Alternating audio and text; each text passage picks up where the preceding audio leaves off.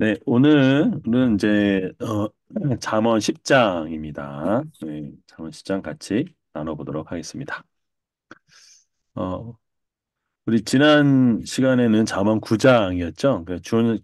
잠언 9장은 두 종류의 그 잔치집 초대에 대해서 나왔죠. 하나는 둘 다 그 여인으로 비유돼서 이제 지혜자가 이제 초청하는 것, 또 미련한 여인이 초청하는 것이 두 부분으로 이제 비교됐고, 어느 전치에 그 이응할 거냐 이런 얘기를 했었습니다.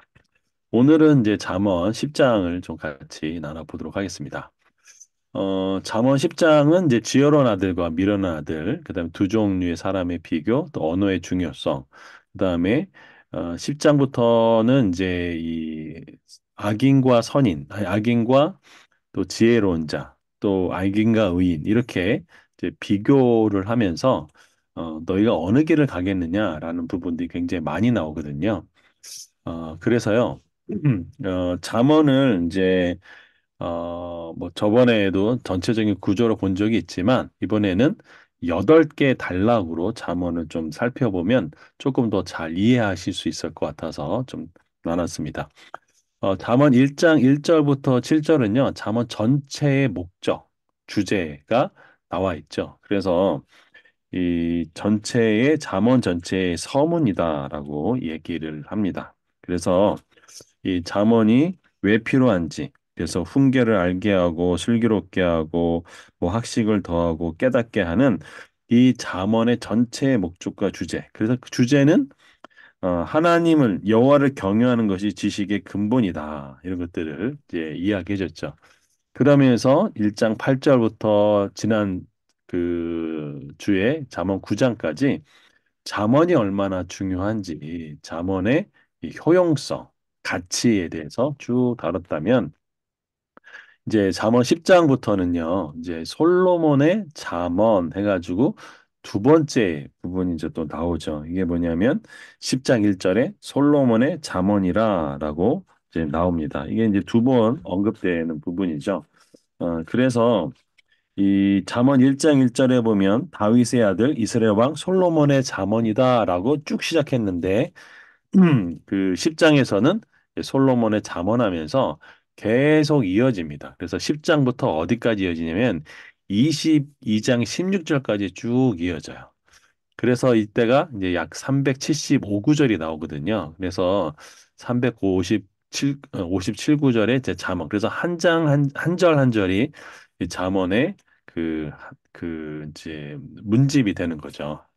그래서 또 잠언 22장 17절부터 그 24장까지는 이제 지혜 있는 자의 말씀이 나옵니다. 그래서 여기에서 지혜 있는 자를 보면 이게 이제 누구인지는 잘 모르지만 그래도 이 어떤 지혜자가 말씀을 썼구나라고 해서 여기 지혜 있는 자의 말씀이라고 하고요.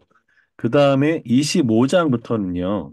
여기서도 이제 25장 1절에 이것도 솔로몬의 잠언이요라고 되어 있는데 여기에는 하나 이제 그 첨가되는 말이 있죠. 그게 뭐냐면 유다 왕 히스기야의 신하들의 편집한 것이다. 그러니까 이때부터는 다 히스기야의 신하들이 이제 잠언을 편집해서 또 집어넣구나라는 것들 알고요. 그게 25절 5장부터 29장이고 30장에는 이제 아굴의 잠언, 그다음에 31장 1절부터 9절은 느무엘의 잠언인데 이 31장이 느무엘의 잠언인데 이것을 이제 두 개로 좀 나누거든요. 왜 그러냐면 10절부터 31절은 이 알파벳이라고 ABCD처럼 이 그 히브리의 알파벳을 따라서 이게 이제 쓰는 거예요. 알파벳 다 간만 이렇게 쭉 해서 가지고 이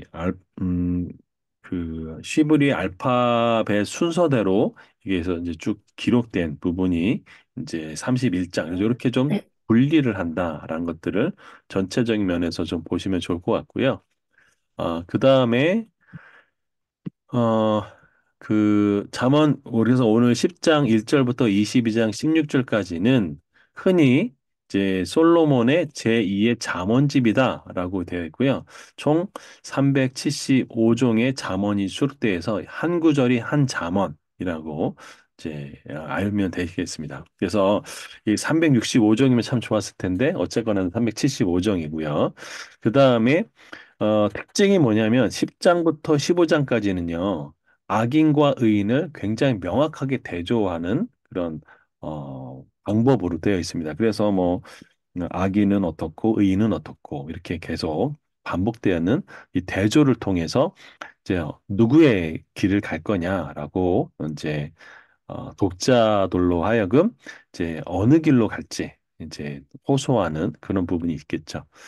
자, 그래서 잠언 10장 1절부터 5절을 보면 지혜로운 아들은 아비를 기쁘게 하거니와 미련한 아들은 어미의 근심이다라고 되어 있습니다.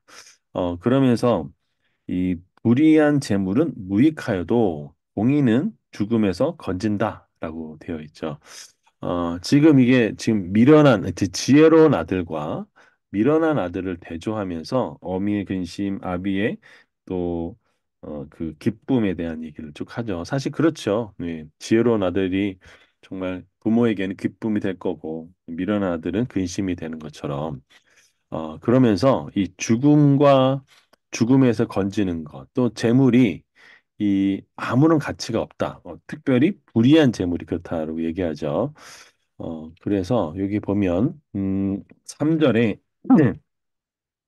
여호와께서 의인의 영혼은 줄이지 않게 하시나 악인의 소욕은 물리치시니라라고 되어 있습니다.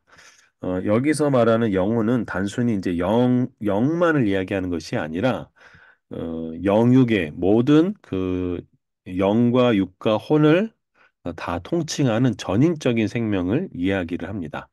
그래서 이 여호와는 이 의인의 영혼을 줄이지 않게 하신다라고 말씀합니다. 시편 37편 25절에는 내가 어려서부터 늙기까지 의인이 버림을 당하거나 그의 자손이 걸식함을 보지 못하였도다라고 되어 있고요. 마태복음 6장 33절에는 너희는 먼저 그의 나라와 그 일을 구하라. 그리하면 이 모든 것이 너희에게 더하시리라라고 약속하셨죠.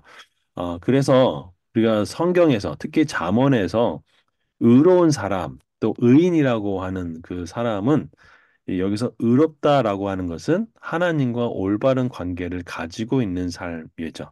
그래서 때때로 그 삶의 어려움의 자리 또 쉽지 않은 삶의 그 과정 속에 이 의의 자리, 하나님과 올바른 관계를 지키는 삶의 자리에서는 이 악행으로 또 뭔가 그 부당한 방법으로 경제적 이득을 취하고 어떤 그 순탄하게 살아가는 이 악한 사람들보다 훨씬 더 풍부한 그런 만족 가운데 사는 사람이다라고 이제 말씀을 해주고 있는 것이죠.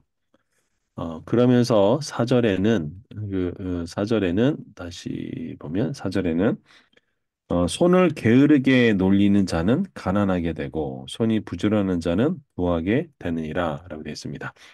그래서 이 잠언에서 특별히 이 게으른 자에 대한 이야기가 많이 나오거든요.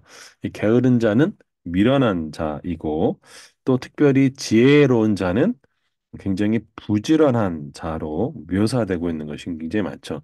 사실 그리스도인들은 굉장히 부지런해야 되는 것들을 좀 많이 경험하게 되죠. 왜냐하면 일반인들이 교회 생활을 하지 않고 신앙 생활을 않는다고 쳤을 때 나름대로 여유가 많이 있잖아요. 그런데 그리스도인들은 교회에서 신앙 생활도 하고 역할도 있고 직분들을 받으면 굉장히 많은 일들을 해야 되잖아요. 그런데 동시에 뭐 사업하시는 분은 사업도 해야 되고 직장을 하니까 굉장히 부지런해질 수밖에 없는 부분이 있죠. 그래서 그리스도인들은 되게 지혜로운 자, 동시에 또 굉장히 부지런한 자를 할 수 있습니다. 자, 그 다음에 5절을 보면 여름에 거두는 자는 지혜로운 아들이고 추수 때 자는 자는 부끄러움을 끼치는 아들이다 하면서 미련한 사람과 또 지혜로운 사람을 대조하는 부분이 나오죠. 그래서 그 공의 의롭게 사는 것이 이 죽음의 순간에서 건진다라는 거죠. 하나님과 올바른 관계가 그만큼 중요하다라고 말씀하고 있는 것이죠. 그 다음에 했고, 그 다음에 이제 6절에서 17절은 이제 두 종류의 사람들이 아주 계속 나오게 되는데 한번 보도록 하겠습니다. 6절에 의인의 머리에는 복이 임한다. 여기서 이제 복은 복수형으로 쓰였습니다. 복수형. 그래서 이 복이 임한다는 것은 완벽한 그 완전한 하나님의 복을 의미하고요. 악인은 입은 독을 머금었다라고 되어 있습니다. 그래서 이제 독을 머금었다라고 해야 되는데 다른 번역본에서는 독이 가리워 있다라고 되어 있습니다. 무슨 소리냐면 이 악인은 이 자신의 죄로 말미암아서 그 악한 어떤 이제 기억이나 행위가 그 악한 사람의 그 입을 말하지 못하도록 막고 있다라는 의미인 거죠. 그러니까 양심에 찔려서 말을 할 수 없는 부분이 있죠. 그러나 지혜로운 그 의인의 입, 하나님과 올바른 관계를 갖는 그 의인은 그 위에 하나님의 완전한 복이 임한다라고 말씀해 주는 거죠. 어, 다음에 7절을 보면 이제 그럴 때 의인을 기념할 때 그래서 이제 의인을 기념할 때란 것은 의인을 이제 생각하거나 또 뭔가 추모를 하거나 할 때 그 칭찬한다라는 얘기하죠. 그래서 하나님과 올바른 관계를 그 가졌던 사람은 그 기억된 모습이 기쁨으로 떠오르는데 이 악인의 이름은 썩게 된다라고 되어 있습니다. 그래서 썩게 된다라고 하는 의미는 어떻게 보면은 이제 썩는다는 것이 다 썩어서 없어지고 사라지는 것이라 되게 그 생각할 수 있는데 악인은 이 공포와 혐오감으로 기억된다는 것이 좀 원문에 더 가까운 번역이라고 할 수 있죠. 그러니까 지금 이 두 종류의 삶을 비교해 주죠. 하나는 이 의인의 삶, 또 악인의 삶. 여기서 이 악인이라고 하는 것은 하나님과 올바른 관계에 있지 않는 불의한 사람, 그리고 하나님의 뜻과 하나님의 계획을 부정하거나 또 그 하나님에 순종하지 않는 모든 사람을 다 악인이라고 하는 거죠. 이 악인의 가장 큰 특징은 이제 자기 중심적, 자기의 계획, 자기의 뜻, 이것이 되게 중요한 부분이죠. 그러다 보니까 결국 그가 추구하는 인생은 하나님과 멀어진 인생, 하나님과 떨어진 인생을 살아갈 수밖에 없다라는 것을 이야기하는 것이죠. 그 두 번째는 이제 8절에는 마음이 지혜로운 자는 계명을 받거니와 입이 미련한 자는 멸망하느니라라고 되어 있습니다. 이 마음이 지혜로운 자, 그 충고, 훈계를 받아들인다는 거죠. 참 이게 되게 중요한 부분이죠. 뭔가 어드바이스를 해주고 뭔가 좀 도와주려고 했을 때, 뭔가 충고를 했을 때 듣지 않음으로 인해서 결국은 이제 멸망하게 될 수밖에 없죠. 그러나 마음이 지혜로운 자는 계명을 받죠. 저는 이 마음이 지혜로운 자의 대표적인 예가 저는 다윗이라고 생각합니다. 이 나단 선지자가 왔을 때 그 나단 선지자의 이 그 충고 그를 받아들이면서 그 자신의 죄를 고백했던 사람 결국 다윗같이 지혜로운 인생을 살게 되는 거죠. 그러나 악인은 어떨까요? 입이 미련한 자, 다시 말하면 이 무익한 말, 또 자기 자랑의 말을 한 사람은 결국 멸망하게 된다라는 거죠. 어, 그래서 악인, 하나님의 뜻을 그 실천하지 않는 사람, 이런 사람들이 이런 어떤 결과를 얻는 것을 이제 알려주고 있습니다. 어, 저는 이런 생각을 해보게 돼요. 우리의 삶에는 두 종류의 길이 있다. 하나는 하나님을 따르는 삶의 길이 있고 하나님을 대적하는 길이 있다. 그래서 사실 우리가 인간이 선택해야 되는 길은 두 가지 길밖에 없죠. 하나님을 따를 것이냐, 하나님을 대적할 것이냐. 그래서 창세기에도 이 그 가인을 따르는 그 족보가 쭉 나오죠. 또 어, 반대편에는 또 아벨의 족보가 나오는데 아벨이 이제 죽죠. 그러면서 이 새로운 하나님이 씨를 주죠. 그게 이제 창세기에서 새로운 족보를 형성했고 또 노아 시대에도 노아 외에 다른 사람들이 다 악에서 떠나 있는 그런 부분들이 쭉 보여지는 것을 알 수 있습니다. 자, 그 다음에 구절 보도록 하겠습니다. 구절을 보면 바른 길로 행하는 자는 걸음이 평안하려니와 굽은 길로 행하는 자는 드러나느니라라고 되어 있습니다. 자, 여기서 바른 길로 행하는 자, 네, 여기서는 이 70인역 성경에서 보면 바른 길이라는 것은 단순한이라게 번역할 수 있습니다. 그러니까 올바른 또 심플한 어떤 그런 길을 거는 사람은 평안하겠다라는 거죠. 사실 이 그 사업을 하시는 분이나 또 뭔가 이렇게 프로젝트를 수행하시는 분들 가운데 그런 얘기를 많이 하시는 걸 봤어요. 단순하게 하십시오. 단순하게. 명확하게 하십시오라는 것들 참 많이 보게 되는 것 같아요. 너무 복잡할수록 꼬이는 것이 참 많이 있죠. 그런데 반면에 이 굽은 길로 행하는 자는 드러난다. 그래서 굽은 길, 마음이 굽어졌다. 또 뭐 굽은 마음, 굽은 혀, 일 다 좋지 않은 의미죠. 결국은 이 굽은 길로 행하는 것은 결국 다 어떻게 될까요? 반드시 드러나게 돼 있다라는 거죠. 그래서 시간의 문제이지 결국 모든 악과 모든 죄는 다 밝혀지게 된다라는 것이죠. 성경은 우리로 하여금 다윗의 죄를 덮어버리지도 않았고 다 만천하에 드러나게 한 것을 볼 수 있죠. 그래서 성경 어떻게 보면 이 인간의 본성의 깊은 내면의 그 썩음, 내면의 이 부패도 숨기지 않고 그들에 드러내는 결국 이 하나님이 우리의 모든 것을 다 드러내는 그때가 있다는 것들을 이제 우리는 잘 알 수 있습니다. 히브리서를 잠깐 보면요. 히브리서 4장 12절. 여기는 제가 안 써놨는데 이런 말씀이 나옵니다. 4장 12, 13절에 보면 하나님의 말씀은 살아있고 활력이 있어 좌우에 날선 어떤 검보다도 예리하여 홍과 영과 및 관절과 골수를 찔러 쪼개기까지 하며 또 마음의 생각과 뜻을 판단하나니 지으신 것이 하나도 그 앞에 나타나지 않음이 없고 우리의 결산을 받으실 이에 눈앞에 만물이 벌거벗은 것 같이 드러나느니라 라고 되어 있습니다.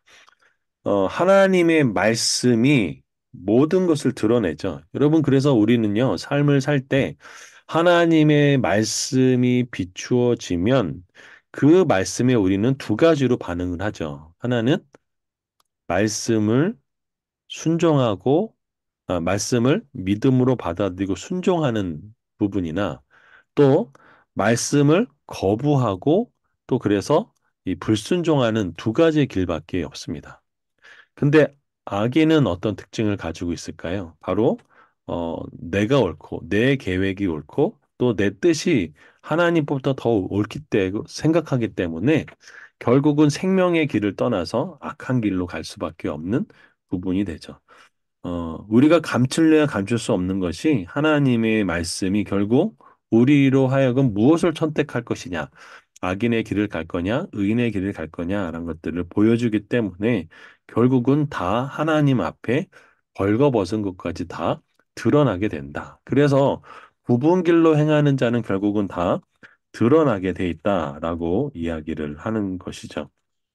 그래서 우리는 언젠간 다 결산의 때를 가지게 되겠죠. 그래서 그때가 되면 모든 것이 다 이제 벌거벗은 것처럼 다 하나님 앞에 드러나는 때가 있다라는 것이죠.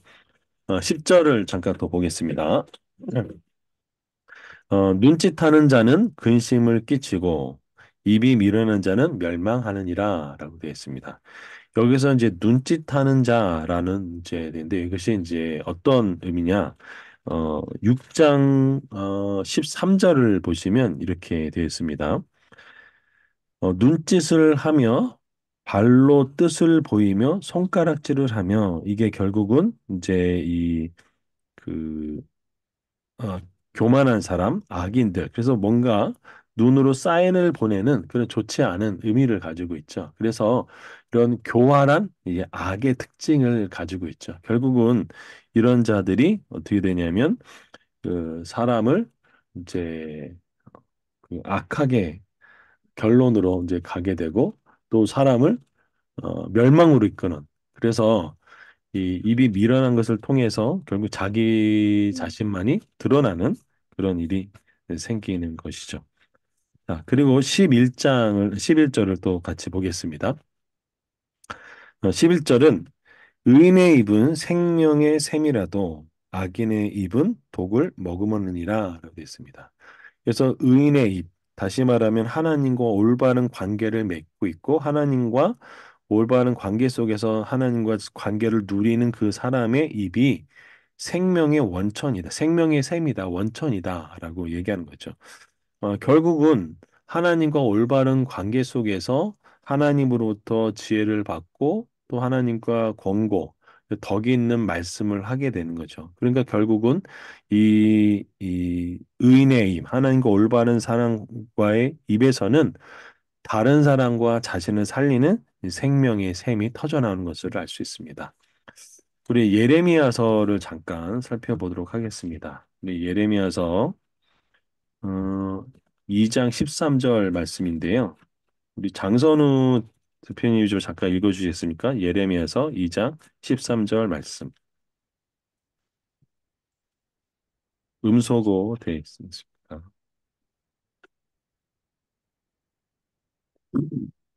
장선우 대표님 안 계신가? 에레미야 2장 13절요? 네, 네, 예, 잠깐만요. 네, 예,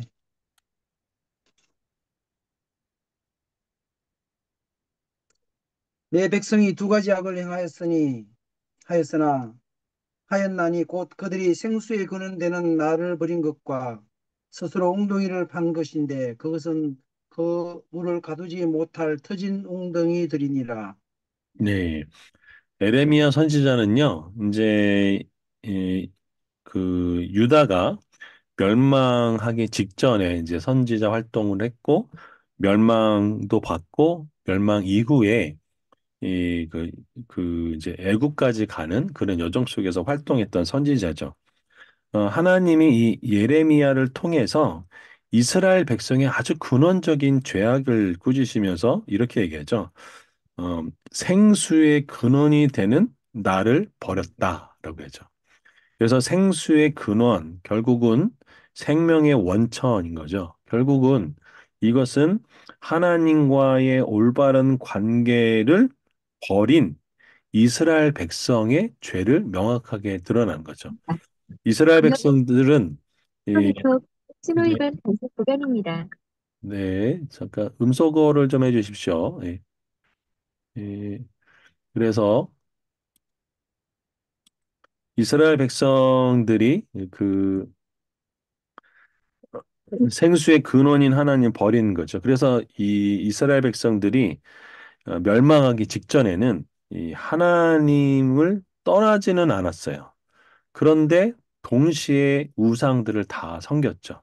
그러면서 심지어 이 성전 안에서 우상 숭배가 일어나는 아주 혼합의 극한의 모습을 보였죠. 결국은 하나님과 실질적인 관계에서 깨어지는 모습이 바로 이 부분이죠. 그래서 이 정말 이 중요한 부분은 뭐냐면 말씀이 살아있고 말씀 속에서 은혜를 받고 말씀이 회복하는 부분이죠. 그래서 우리가 신앙생활을 하면서 이 신앙이 무너지거나 신앙이 그 어려움을 겪거나 때로는 그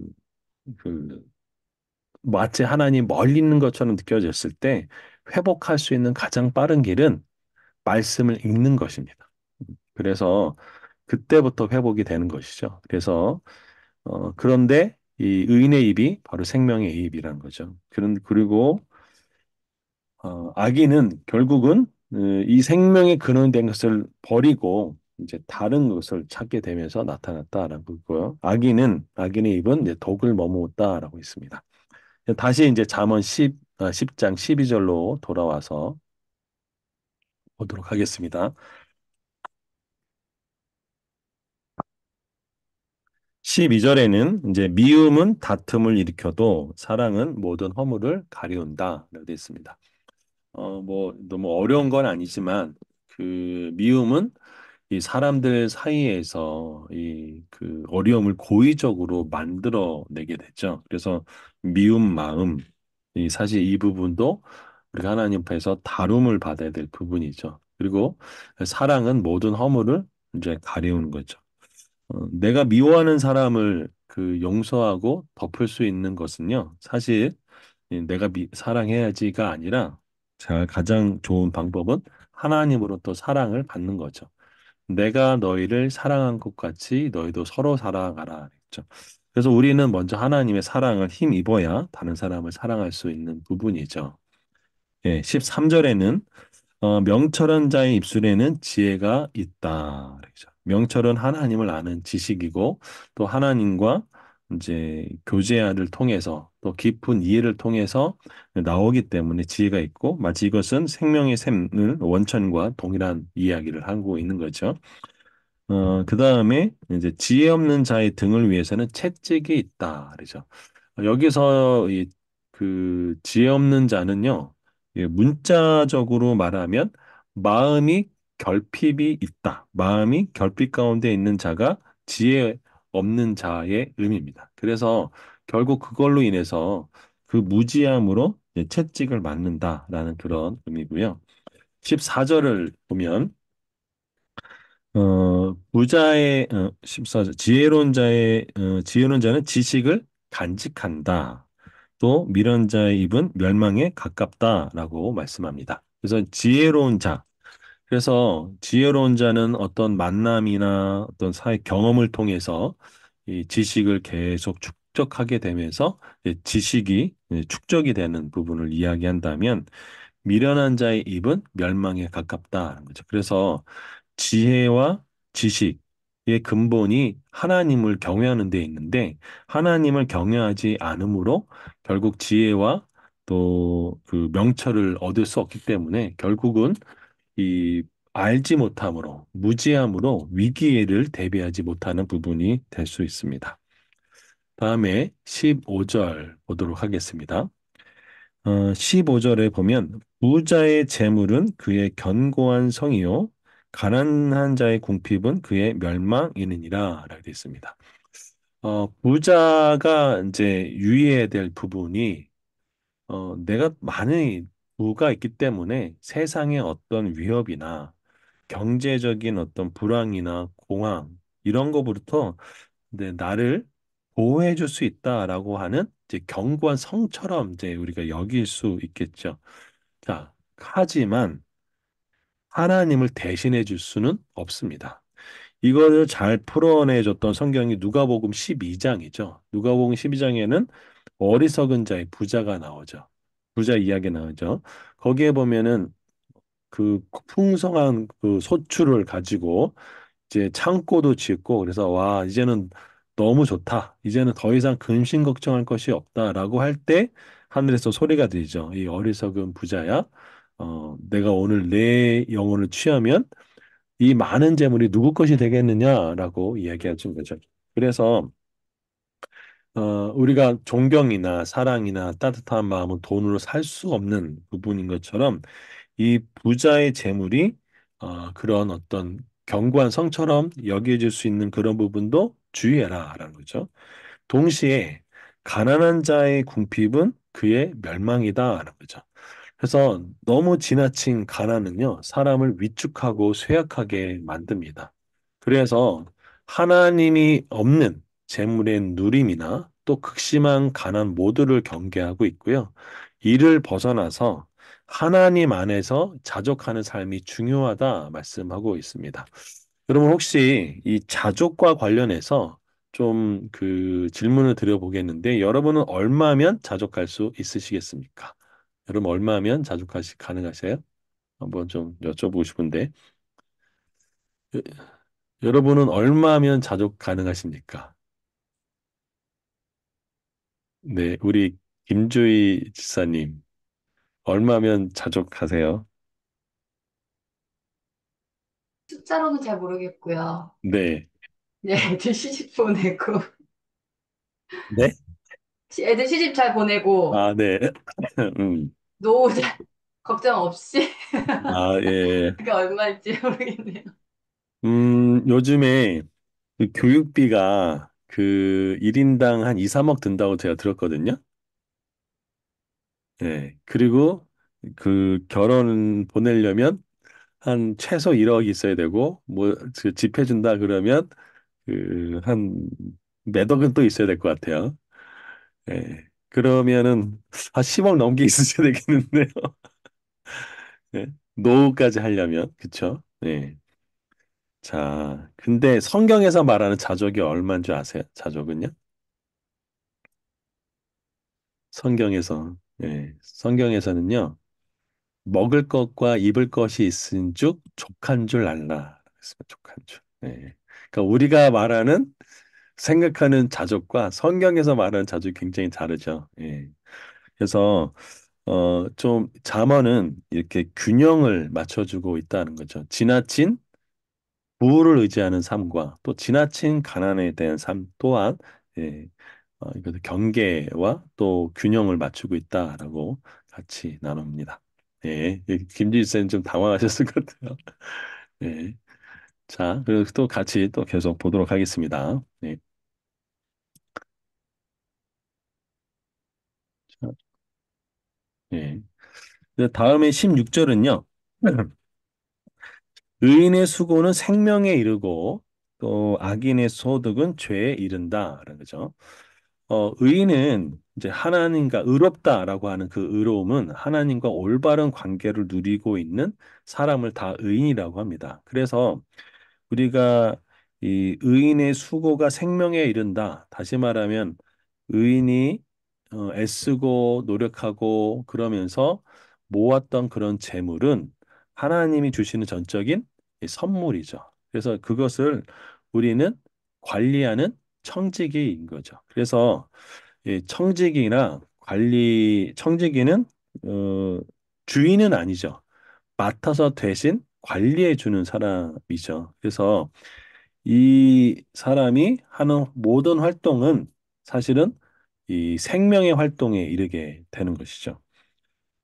반면에 이 하나님과 관계가 없는 또 하나님 그 뜻과는 전혀 상관이 없는 악인, 그래서 자신의 이익, 자신의 탐욕, 또 자신의 어떤 죄의 본성에 따라 재정을 사용함에 따라서 결국은 그 소득은 죄에 이를 수밖에 없는 부분이 있는 거죠. 그래서 우리가 무엇을 살 것인지, 무엇을 먹을 것인지 이런 모든 결정은 다 영적인 결정입니다. 그래서 내가 지금 어떤 영적인 상태에 있는가를 알려면요, 그냥 그 카드 명세서를 보면 나의 영적인 상태를 거의 알 수 있습니다. 술 좋아하는 사람 술 먹는데 시간 쓰고 돈 쓰죠.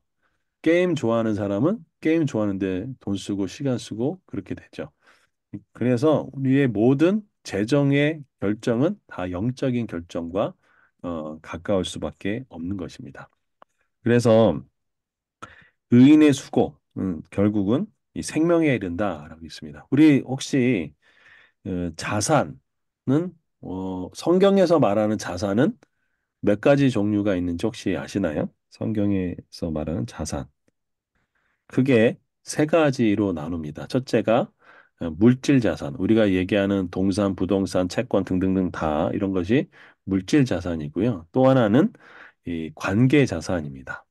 또 하나는 진리 자산이거든요. 그래서 의인은 이 하나님을 아는 그 관계 또 하나님의 진리를 아는 이 진리 자산 그리고 이 의인에게 하나님이 이제 물질을 맡김으로 우리가 청지기적인 삶을 살게 되는 것이죠. 그래서 우리가 이 땅에서 올바른 하나님과 관계를 맺으면 하나님은 우리를 통해서 하나님 뜻 가운데 어, 우리가 청지기로서 살아가는데 이제 소득이 생명에 이르도록 한다는 얘기를 하고 있는 것이죠. 자, 17절을 또 보도록 하겠습니다. 17절은 훈계를 지키는 자는 생명의 길로 행하여도 징계를 버리는 자는 그릇 가느니라 이렇게 됐습니다. 여기서 훈계를 지키는 자는 생명으로 가는 길에 있다라고 이제 번역할 수도 있습니다. 그래서 이 말은 훈계를 지키는 자는 하나님의 그 지혜로운 권고와 또그 본을 따르기 때문에 다른 사람을 인생에게 이렇게 따라오라고 하는 지도를 해줄 수 있는 인도자의 길을 만들어준다라는 의미를 갖고 있습니다. 근데 우리는 동시에 배우고 있는 사람이죠. 그래서 저는 그 홍성거 목사님의 그 가르침 참 좋습니다. 우리는 이 다른 사람을 가르치는 이제 선생의 역할, 인도자의 역할도 하지만 동시에 우리는 우리 인생 속에서 하나님이 우리 가르친 학생 입장으로서 같이 살게 되는 그런 부분을 이제 말씀하는 거죠. 네, 18절 또 보도록 하겠습니다. 이제 여기서부터는 이제 언어의 중요성이 나옵니다. 18절부터 21절에는 보도록 하겠습니다. 18절 미움을 감추는 자는 거짓된 입술을 가진 자요 라고 되어 있습니다. 미움을 감춘다. 마음속에 미움과 원망이 있는데 외적으로는 친절을 베푸는 모습. 그래서 이 거짓말을 하는 그 행동과 또 이 마음이 서로 불일치하게 일어난 거죠. 이건 바로 위선자의 모습이죠. 그래서 이 거짓된 입술을 가진 자는 진실하지 않은 행동으로 다른 사람을 속이고 이용하는 사람이죠. 여러분이 만약에 이 마음으로는 그 미운 사람을 만났을 때 여러분은 어떻게 행동하시나요? 물론 우리가 마음으로 믿지만 그걸 티를 팍팍 내가지고 사회생활을 할 수는 없겠지만 그럼에도 불구하고 그럴 때 나는 어떻게 생활할 것인가 이런 부분도 좀 나눠보면 좋을 것 같습니다.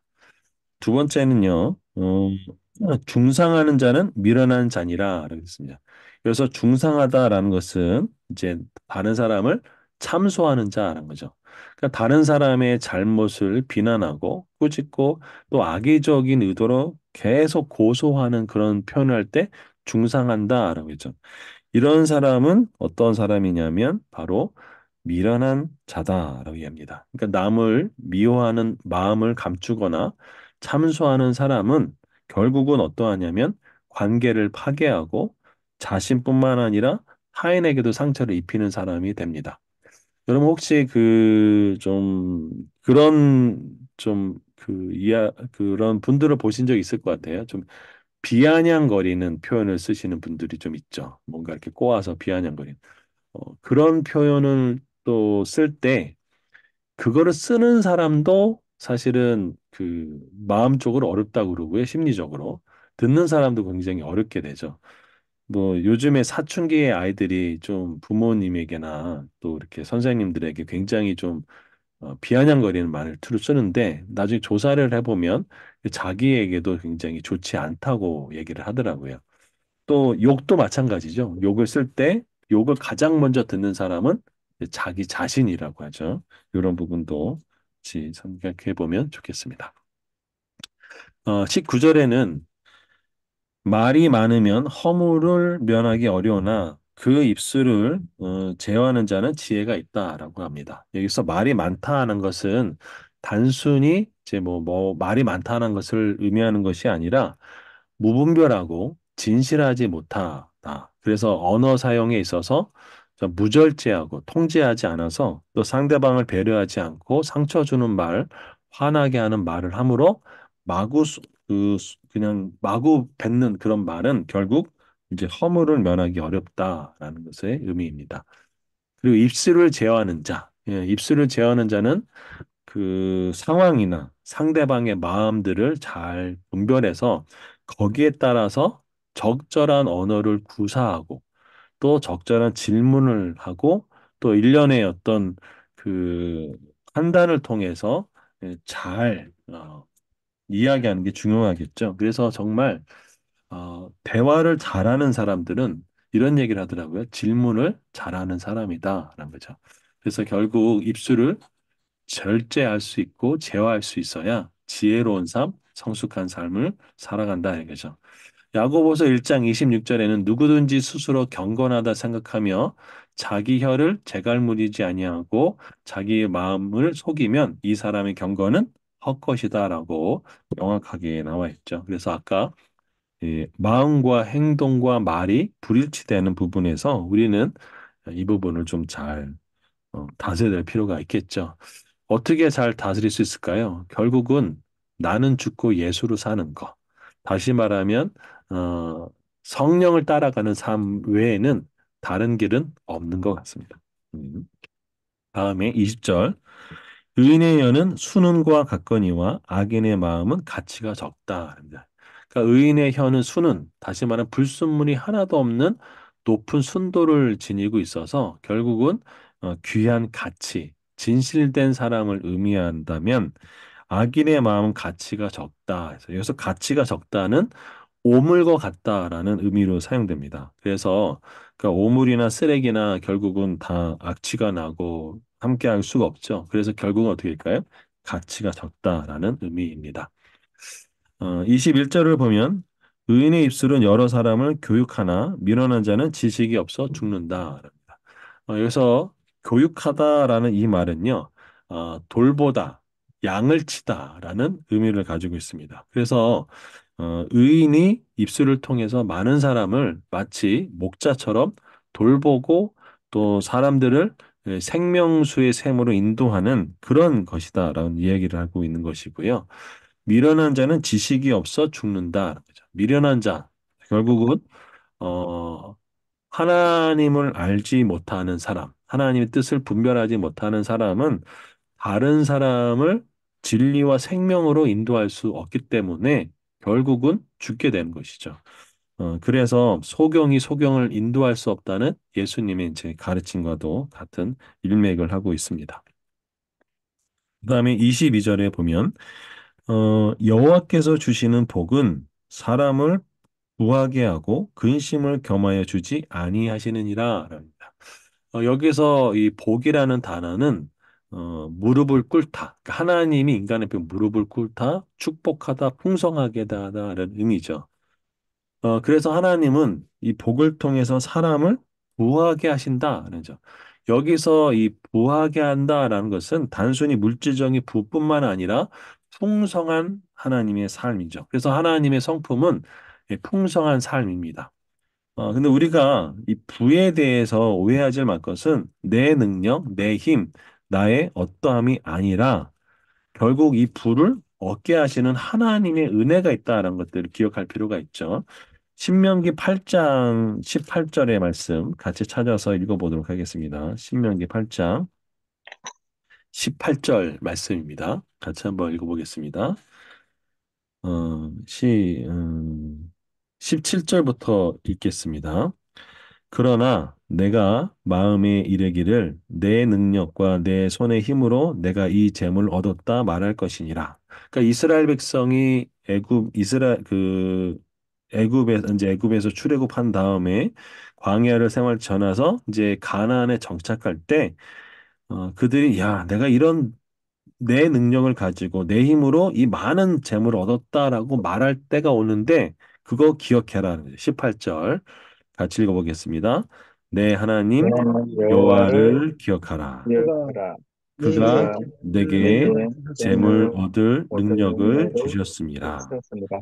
이같이 그렇게 하심은 하시면 내 하시는 내 내 조상들에게 조상들에게 조상들에게 맹세하신 맹세하신 맹세하신 언약을 오늘과 약을 언약을 같이 오늘과 오늘과 같이 같이 이루려 이루려 하심이라. 이루하시니라. 하심이라.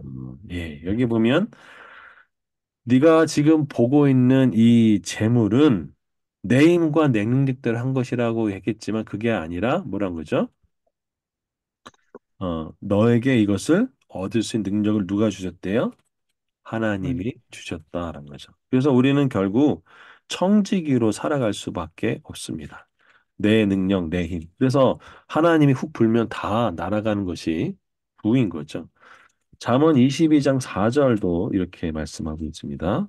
제가 읽겠습니다. 겸손과 여호와를 경외함의 보상은 재물과 영광과 생명이라. 그러니까 하나님을 경외하는 삶의 보상이 재물이래요. 영광이래요. 생명이래요.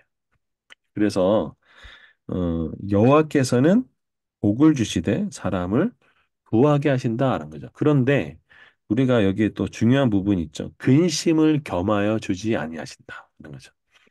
우리가 부할 때 이런 분들 있죠. 아, 내가 이런 거 누려도 정말 괜찮을까 막 불안해 하시는 분들이 있는데 그게 아니라 하나님은 복을 주실 때 뭔가 두려움이 오거나 뭔가 근심이 있거나 염려를 같이 주시는 않는다는 거죠.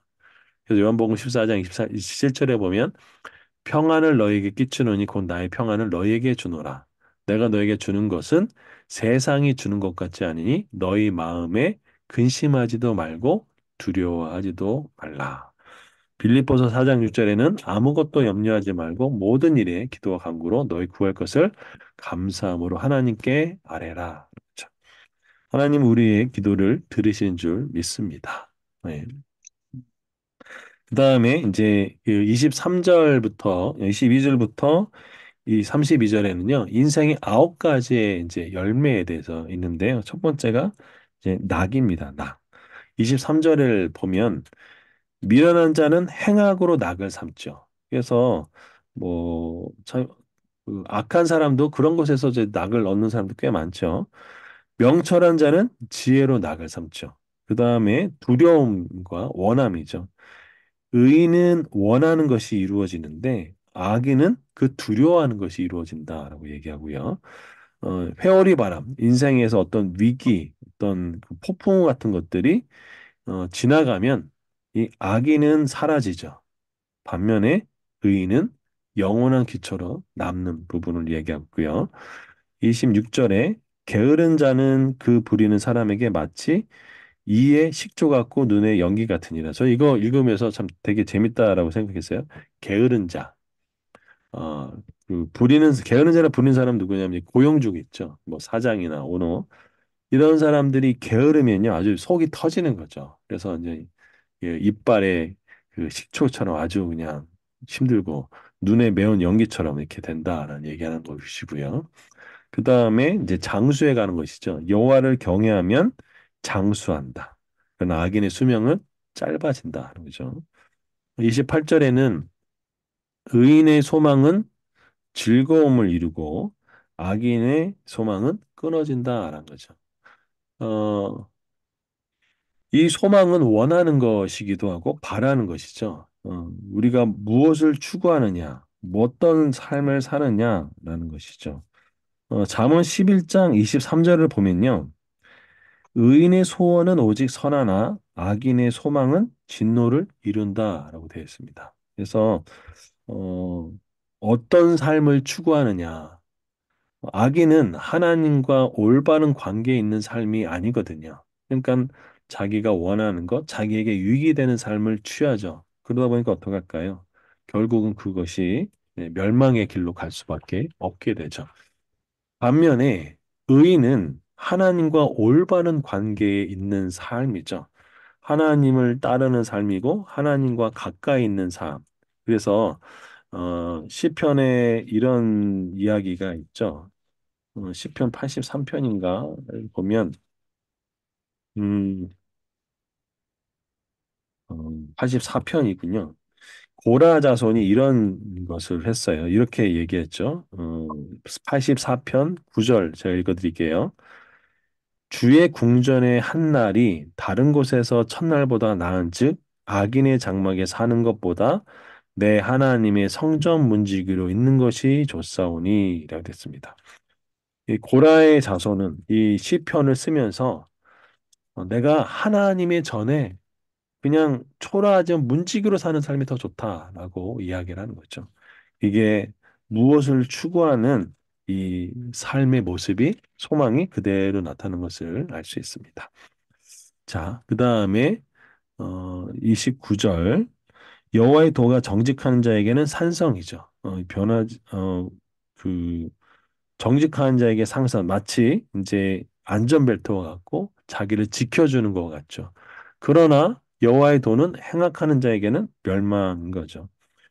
정직이 우리 삶에 때로는 불편한 이런 이 안전벨트 같지만 위기의 순간에는 이 안전벨트가 생명을 구하듯이 하나님의 도는 정직한 자에게는 산성인 거죠. 이것이 또 중요한 의미를 가지고 있죠. 삶의 원리가 또 그렇죠. 열매가 그렇죠. 30절을 보면 의인은 영영이 이동되지 아니해도 악인은 땅에 거하지 못하게 되느니라. 어, 의인은 이 하나님이 주신 기업으로 말미암아 때로는 유리하는 것 같지만 아브라함이 이 그 약속의 땅에 들어왔던 것처럼 이스라엘 백성이 또 약속의 땅에 들어온 것처럼 하나님 약속의 땅에 거하지만 악인의 삶은 그 땅에서 이제 있지 못하고 쫓겨나게 되죠. 이 가나안 사람들이 이스라엘 백성이 왔을 때 쫓아내게 됐던 이유는 그들이 거기서 악을 행했던 것이죠. 동시에 이스라엘 백성이 거기서 악을 행하자 하나님이 그 이스라엘 백성들을 또 바벨론은 포로로 보냈던 것처럼 악에는 결코 땅에 거할 수 없다라는 거죠. 31절과 32절을 보면 의인의 입은 지혜를 내어도 패역한 혀는 배임을 당할 것이다. 의인의 입술은 기쁘게 할 것을 알거늘 악인의 입은 폐역을 말한다. 그죠?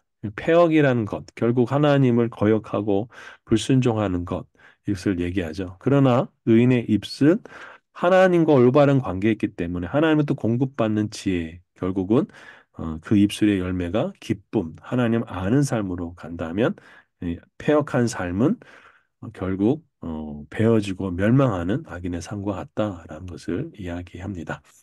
그래서 솔로몬의 잠언은 이제 두 번째 잠언이라고 하는 375구절이 계속 의인과 악인 또 지혜자와 미련한 자 이렇게 비교하면서 나오고 있고요. 그 다음에 언어의 중요성 또 인생의 열매가 어떻게 달라지는가라는 것들 나와 있고요. 잠언 11장을 보면요. 네, 다음 시간 할 건데 인생을 살아가는 이제 기본적인 원리, 그 다음에 심판에 대한 악인과 의인에 대한 비교, 그 다음에 이웃에 대한 비교, 그 다음에 우리 삶에 평안을 누리는 영적인 네다섯 가지의 원리, 그 다음에 이 삶의 그 결과, 또 구제에 대한 악인의 삶과 의인의 삶을 같이 나누도록 하겠습니다.